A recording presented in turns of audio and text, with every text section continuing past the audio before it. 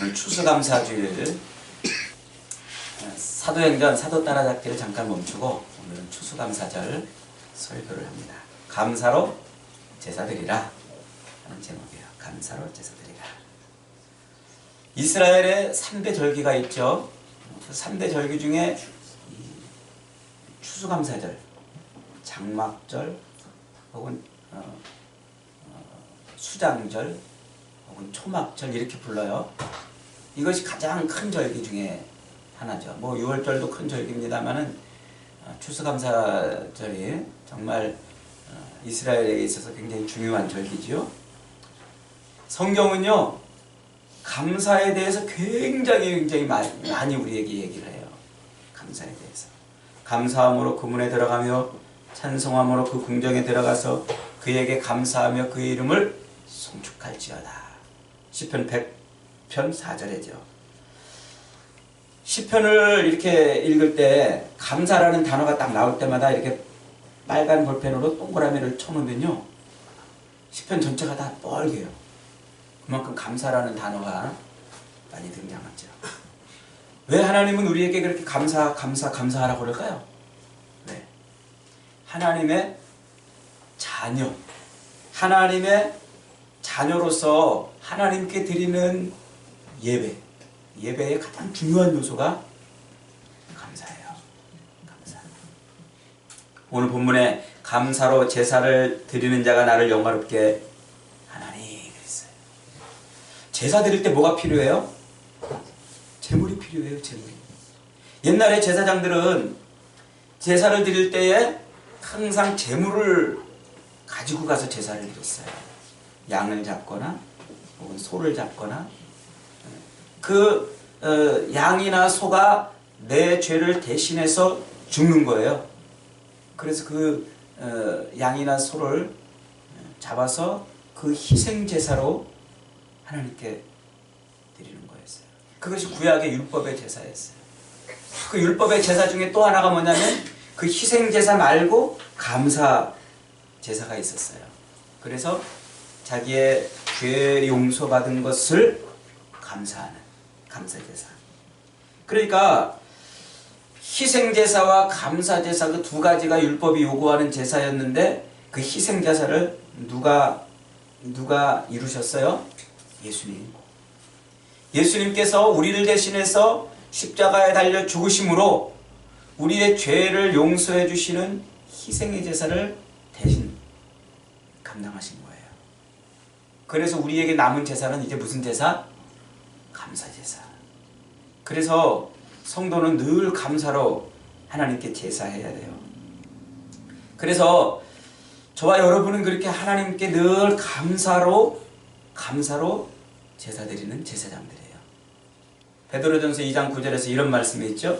오직 너희는 택하신 족속이요 왕같은 제사장들이요 거룩한 나라요 그의 소유된 백성이니. 하나님의 나라의 제사장으로 우리를 세우신 거예요. 하나님 나라의 제사장.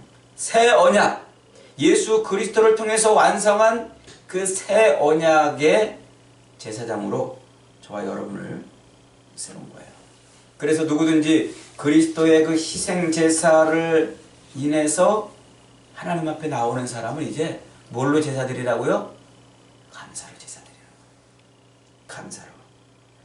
그러므로 만약에 우리가 하나님 앞에 나와서 감사로 제사드리지 않으면 제물이 없이 제사드리는 거랑 똑같아요. 제물 없이 제사드리는 것은 하나님이 받으시지 않으셔요. 그런 제사는 하나님을 만홀히 여기는, 하나님을 기만하는 제사 아닙니까? 감사로 제사를 드리는 자가 나를 어떻게 한다고요? 영화롭게 한다. 하나님을 영화롭게 하는 우리의 인생, 하나님을 영화롭게 해야 될 우리의 인생의 가장 중요한 게 그래서 감사예요. 감사. 그래서 성경은 우리로 그렇게 감사로 제사드리라고 말하는 거예요. 옛날 성전에서 제사드리던 레위인들도요 항상 이 감사를 전문으로 하는 제사장만 따로 세웠어요.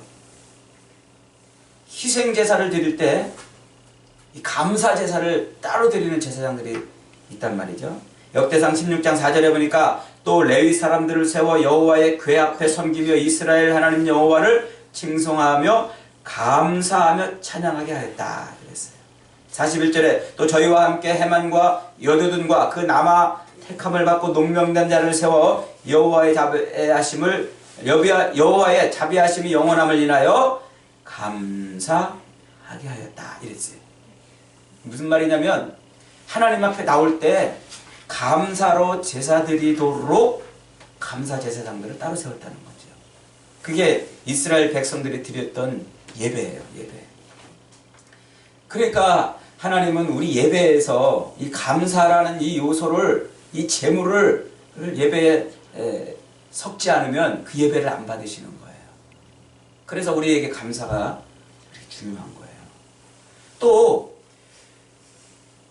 빌립보서 4장 6절에 보니까 이런 말씀이 있어요. 아무것도 염려하지 말고 오직 모든 일에 기도와 간구로 너희 구할 것을 감사함으로 하나님께 아뢰라. 우리가 하나님 앞에 기도할 때 우리의 그 기도를 무엇으로 올리라고요? 감사로 올리라고요. 감사로. 그러니까 우리의 기도를 이 감사 보자기에 싸지 않으면 그 기도가 하나님께 상달되지 않는 거예요. 감사로 우리의 기도를 싸서 올릴 때 그때 하나님이 우리의 기도를 받으시는 거란 말이죠. 골로새서 4장 2절에 이런 말씀이 있어요. 기도를 항상 힘쓰고 기도에 감사함으로 깨어있으라 그랬어요. 감사함으로 깨어있으라. 그러니까 우리가 기도할 때 이 감사가 버무려지지 않으면 우리의 기도는 힘이 없고 우리의 기도는 졸린 기도가 되고, 힘없고 졸린 기도에서 그치는 것이 아니라 우리의 기도에 감사가 버무려지지 않으면 하나님이 받으시지 않아요. 그 기도를. 그러니까 우리가 하나님 앞에 나와서 열심히 하나님께 감사해야 돼요. 여러분, 만약에 우리가 정말 열심히 막 기도하는데 그 기도에 힘이 없다, 그러면 뭐가 빠진 걸까요? 우리 기도에 감사가 빠진 거예요. 우리의 기도가 응답이 없다 그러면 우리 기도에 뭐가 빠진 걸까요? 감사가 빠진 거예요. 우리가 기도 생활을 하다 말다 그러는 것은요, 감사로 항상 깨어있지 않기 때문에 그래요. 감사는요, 음식의 맛을 내는 양념보다 더 중요한 거예요. 하나님이 우리를 받으시는 중요한 예물이기 때문에 그래요. 예물이기 때문에. 여러분, 이제부터라도 여러분의 기도를 늘 감사의 보자기로 이렇게 쌓아서 하나님께 올려보세요. 기도가 힘이 있고 능력이 있고 기도가 재미있고 기도의 응답이 풍성할 줄 믿습니다. 로마서 12장 1절에 보면, 그러므로 형제들아 너희 몸을 하나님이 기뻐하시는 거룩한 산 제사로 드리라. 이는 너희의 영적 예배니라 그랬어요. 우리가 지금 드려야 될 제사가 있다는 거죠. 그 제사가 무슨 제사? 영적인 제사. 예수 그리스도의 그 피로 구원을 받고 하나님 앞에 서 있는 사람들, 그들이 바로 드리는 제사가 감사 제사예요. 여러분, 성경이 이렇게 우리에게 집요하게 여기저기에서 감사하라고, 범사에 감사하고 항상 감사하라고 늘 그렇게 말하는 이유가 뭘까요? 우리의 예배를 감사 예물로 드리라고 하는 이유가 뭘까요? 그것은 감사가 바로 거룩한 삶의 표지이기 때문에 그래요. 한번 따라합시다. 감사는 거룩한 인생의 표지이다. 내가 거룩한 인생이라는 것, 하나님께서 나를 구별해, 하나님께서 나를 부르시사 구별되게 사는 사람의 표지가 뭐냐면 감사라는 거예요. 내가 구원을 받았어요? 하나님의 자녀가 됐어요?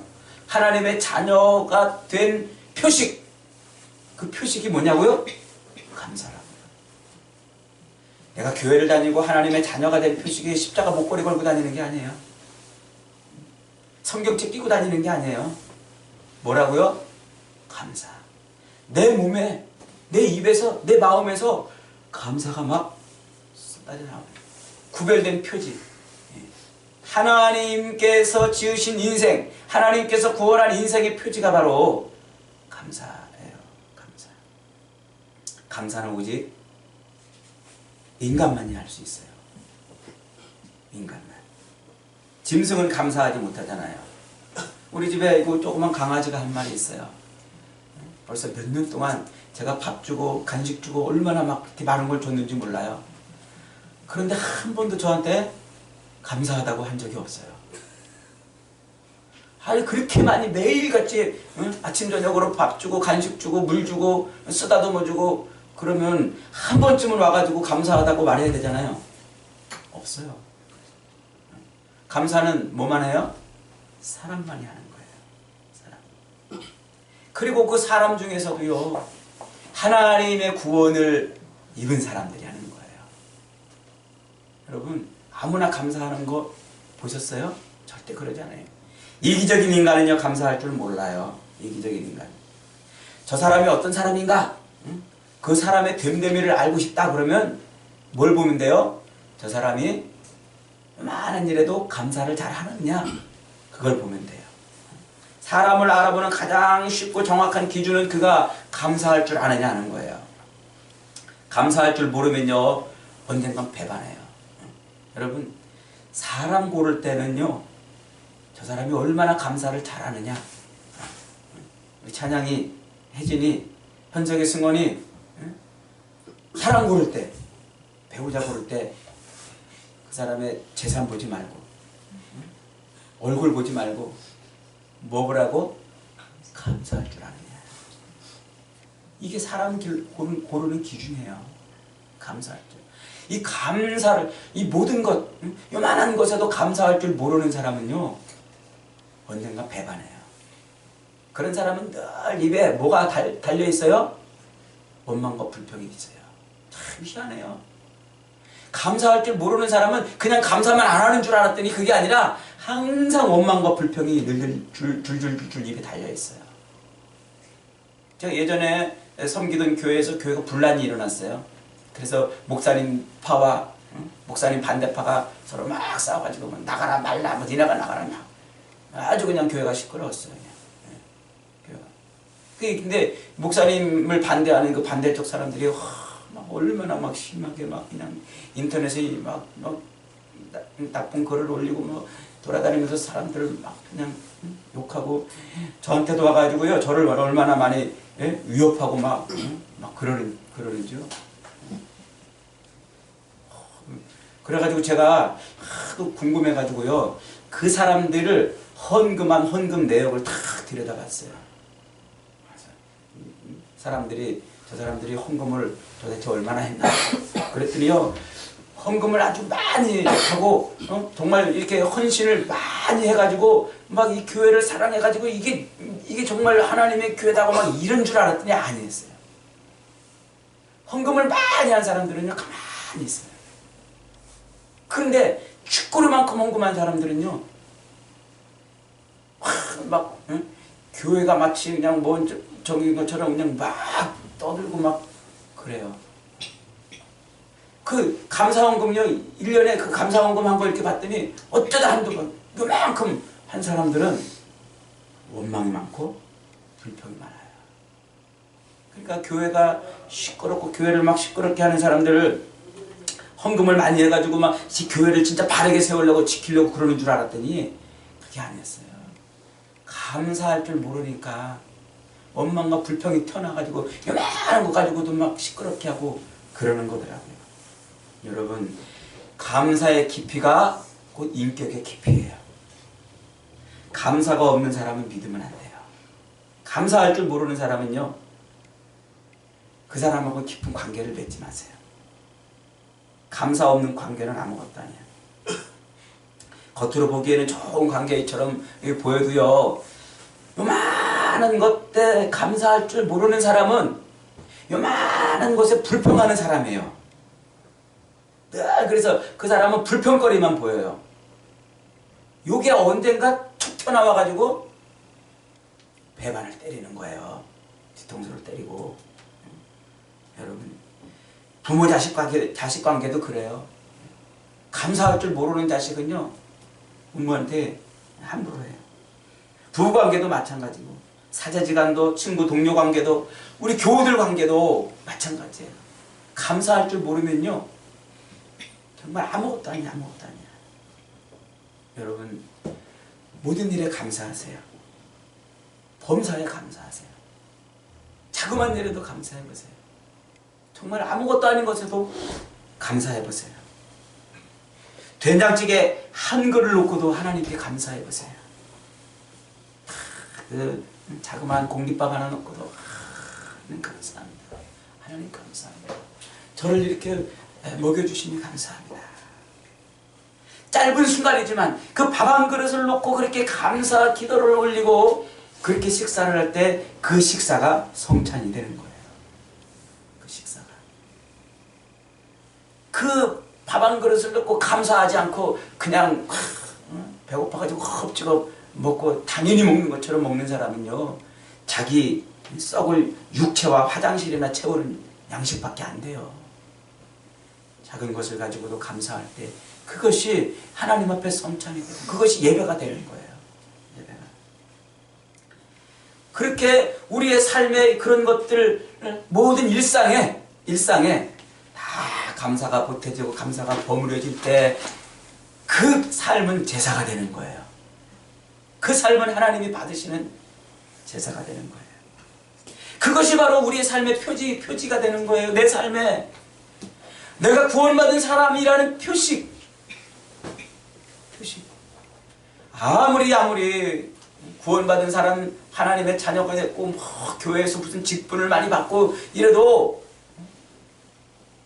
감사할 줄 모르면 아무것도 아니라니까요. 그것은 바로 짐승이나 욕망에 사로잡힌 사람들과 별반 다르지 않은 사람인 것을 증거하는 거예요.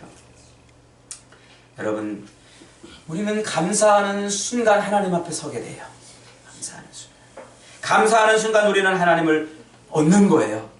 우리가 감사로 그렇게 제사하는 순간 하나님이 내 편이 되시고 하나님과 나는 위대한 관계가 되는 거예요. 감사가 만들어내는 놀라운 기적이죠. 감사가 그렇게 버무려질 때 하나님이 내 편이 되시고 나와 하나님과의 관계가 위대해지면요, 어떻게 우리가 변하지 않을 수가 있겠어요. 우리가 하나님과 하나가 되는데 어떻게 우리 인생이 바뀌지 않겠냔 말이죠. 감사가 우리 가슴에서 솟아오르고 감사가 터져나올 때 그때 우리는 하나님의 영광을 보는 거예요. 그때 비로소 하나님의 영광을 봐요. 그때.